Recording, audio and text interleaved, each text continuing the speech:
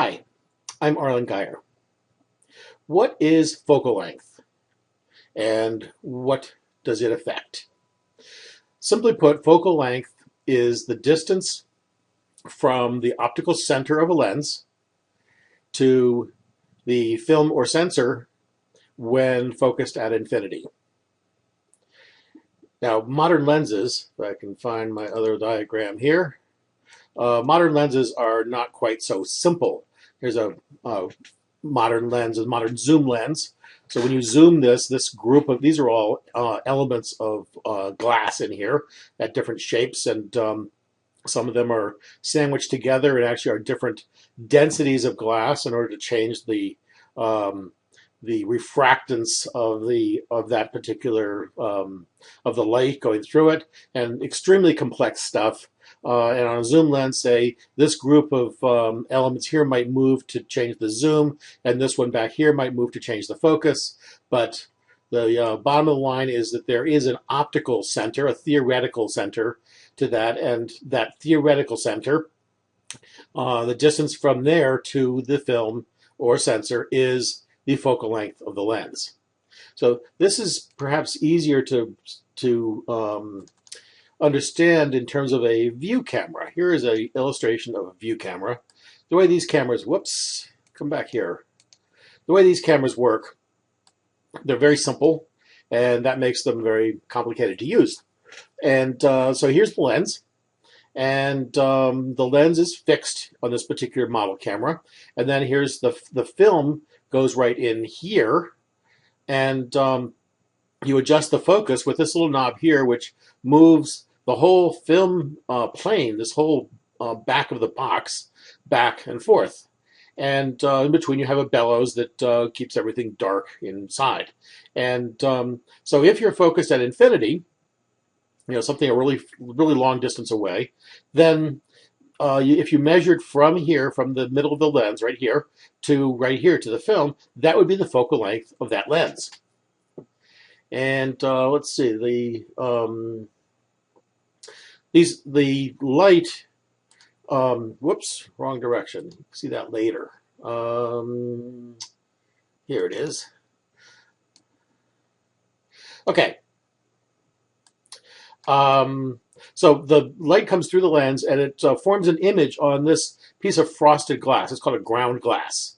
And it's a really dim image, so you need a black cloth over your head in order to darken your environment so you can see it. But the image forms here. There's no film in the camera when you're doing this. And then when you're ready to take the picture, you slide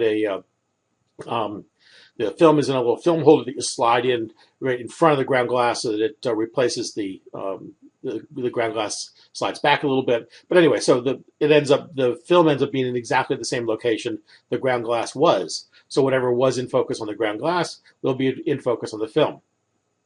Now, if you imagine that this, instead of the bellows, let's see, do I still have the other one here? Yes. Instead of the this back of this box being this size, imagine that we're really large. We're like out to here. Then the image that's going to be projected from the lens is going to be a circular image because the lens is circular. And so let's see if I have my illustration here. Here we go. So it might be something like this. Just have a circular image there. And then what happens is that the film is only being exposed to part of that, kind of like that. So if I reduce the opacity of that, so there is your full image right there, and this is as much of that as the film is going to capture. Now, one of the things that's kind of cool about these cameras is that you can take that whole back off of there and put a different one on. So for example, in this camera, instead of this might be a 4x5 inch piece of film that goes on here, but you could take that whole thing off and put a different back on there that uses a smaller piece of film, maybe 2¼ by 3¼ inches. And if you do that, going back to here, instead of having that much show, you might only have that much show. And so by simply changing how much of this circle of light you are taking in. But the focal length of the lens is the same either way. And this on this particular lens, we have a lens that's capturing this much information. So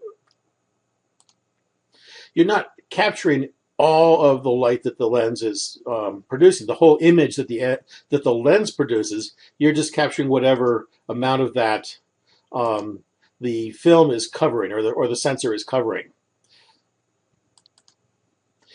But of course, you can't change the size of the sensor in your camera, and so what you do instead is change the focal length of your lens. You use a longer lens or a shorter lens. So if you imagine taking a piece of cardboard and cutting a rectangular hole in the center of it and holding it in front of your face, say maybe a foot away from your face, close one eye and look through it, you are seeing a certain angle of view through that. As you move that cardboard closer to you, you increase the angle of view that's available to you. As you move it further away from you, you're decreasing the angle of view that's available. That is the same thing that happens when you when you have a different focal length lens. If you have a zoom lens, it's what happens when you zoom the lens. You're changing the angle of view. And the wider the angle of view, the wider the lens. Thus, they're called wide-angle lenses. Although long lenses are not called narrow-angle lenses, I don't know why not. They're typically called telephoto lenses. There actually is a technical definition for that we don't need to get into, but for our purposes, telephoto lenses are simply longer focal length lenses. In addition to the angle of view, the focal length affects the relationship for near and far objects. If I can find my Lightroom here. Here we have, and move over so you can see the information over here. Here we have a portrait of a young woman with a little hut type thing in the background. And this was taken with a 15mm lens. And then I moved back. Now got a 98mm lens on here, and I moved back to get roughly the same amount of her showing. But notice that when I did that with this lens, you're seeing that this hut in the background is much larger, relatively speaking. So compare, there it is with the 50mm lens, there it is with the 98mm lens, and here it is with a 280mm lens.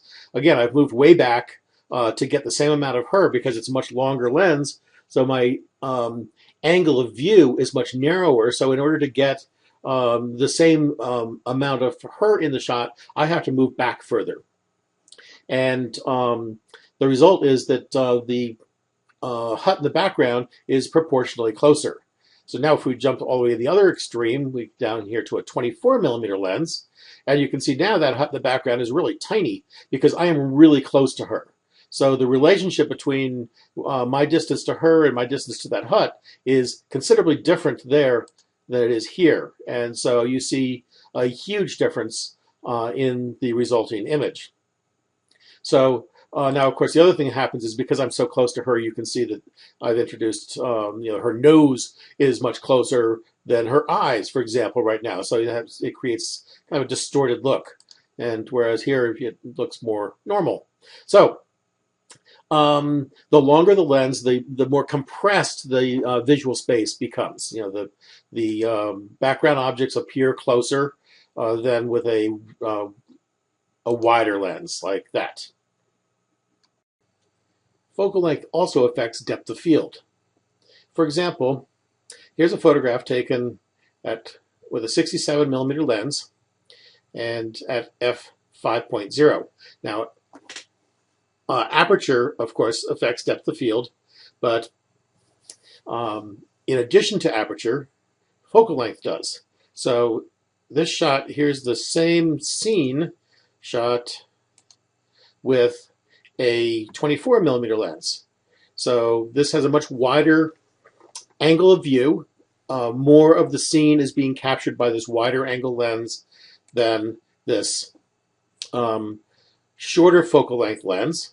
And so this one is seems to be more magnified. It's got much narrower angle of view. And notice that with the same f-stop, look at how blurry the background is here, and then look at how blurry the background is here. Now it's difficult to see, but what if I were to take a crop of this image to magnify just this part of this image to the same size as it is in here, so that I am just magnifying it, that slice of the other image? Well, we can do that. So here is this image, and here is that same one. In fact, you can see here, this is, I'll just show you, go back to here. This is image number 12-10, 13020, and here we have 12-10, 13020, copy 1.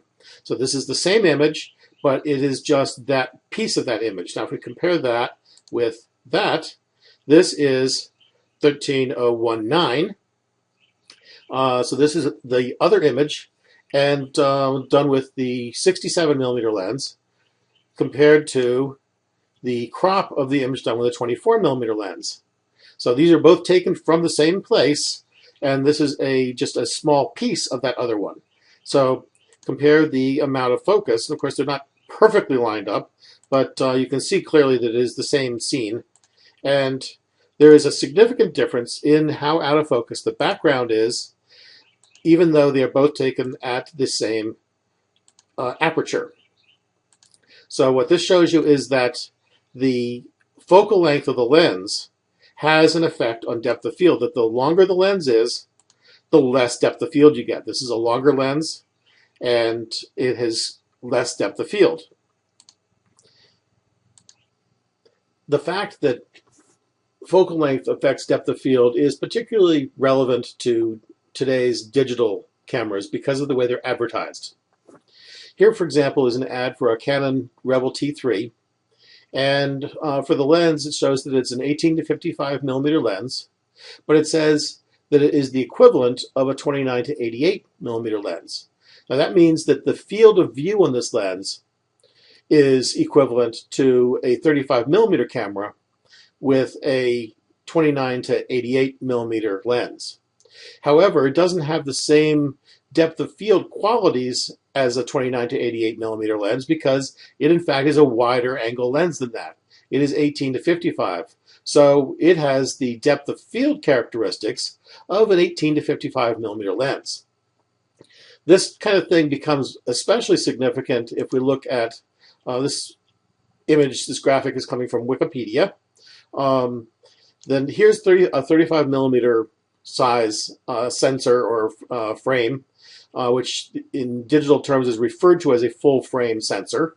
And now the typical DSLR camera, most of them have a sensor about this size, considerably smaller, like the Canon T3. And some other cameras, point-and-shoot cameras, typically have a sensor more like this size. And the camera in your cell phone may have a sensor of this size. So different digital cameras have different sized sensors, and so they all will be set up to shoot that same rough angle of view that you'd get with a 50mm lens here or a 30mm lens here, and it might be a 6mm lens here, but that 6mm lens is not going to have the same depth of field characteristics as this 50mm lens. It's going to have the characteristics of a 6mm lens, even though it has the field of view equivalent to the 50mm lens on this camera. And I've probably thoroughly confused you with this, but the point is that the focal length of the lens does have an effect on the depth of field. If we go back to this graphic, remember that this was what that particular lens can capture. With one camera, you may be capturing this much. So that might be what the 35mm camera would see, but that same lens on a different camera might be only capturing that much. And so you get, even though the focal length of the lens is the same, and therefore the depth of field is the same, you have a different angle of view which is much narrower here. In conclusion, the focal length of your lens is the distance from the optical center of the lens to your film or sensor when focused on infinity. And this has an effect on several things. It affects the angle of view, which is the most obvious effect. The longer the lens is, the narrower the angle of view. The wider the lens, the wider the angle of the world you're capturing. It also affects the depth of field. And so the longer the lens is, the shallower the available depth of field, even at a given f-stop. So a shorter lens at the same f-stop will have greater depth of field than a longer lens at the same f-stop. And the third one is it affects the scale of objects. The distant objects with a longer lens appear closer than nearby objects. So this affects the proportions of objects at different distances. I hope this has been helpful. Thanks.